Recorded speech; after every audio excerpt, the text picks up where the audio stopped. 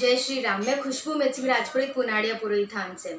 आज मैं आपको कोरोना वायरस से रिलेटेड कोई ज्ञान नहीं देने वाली, क्योंकि सभी भली भांति जानते हैं कि लॉकडाउन में घर में रहना चाहिए।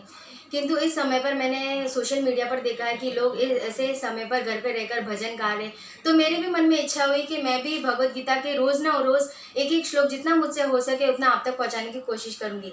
वैसे तो आप सभी हमसे भली भांति ज़्यादा ज्ञानी हैं, भली भांति जानते हैं, किंतु फिर भी हमारी इच्छा थी तो जितना हो सके उतना हम भगवत गीता के एक एक श्लोक करके आप तक पहुंचाने की अवश्य कोशिश करेंगे।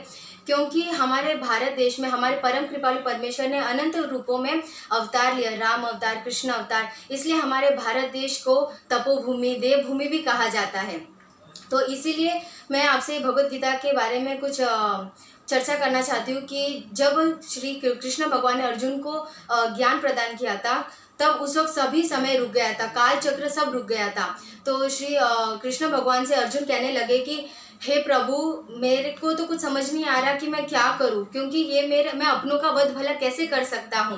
तो मैं आपके श्री कमल चरणों में अपने आप को समर्पित करता हूं। आप मेरे गुरु हो, कृपा करके मेरा मार्गदर्शन करें।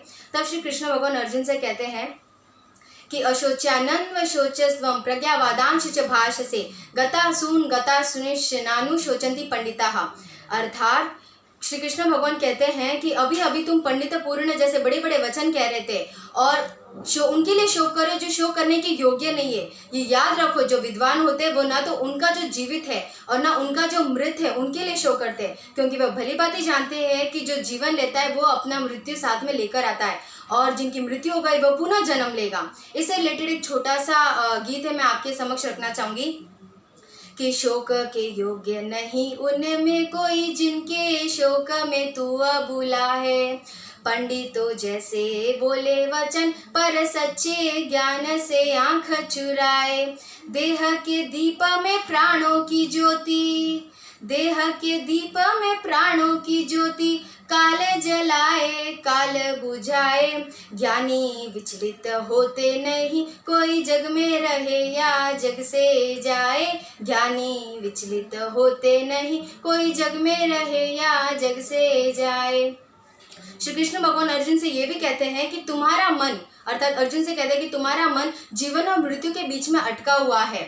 तुम समझते हो कि तुम्हें उसका वध करना पड़ेगा, ये पाप मुझसे कैसे होगा। बात तो यह है कि तुम चाहे लाख कोशिश कर लो, विधाता का विधान अटल है, उसे कोई नहीं बदल सकता।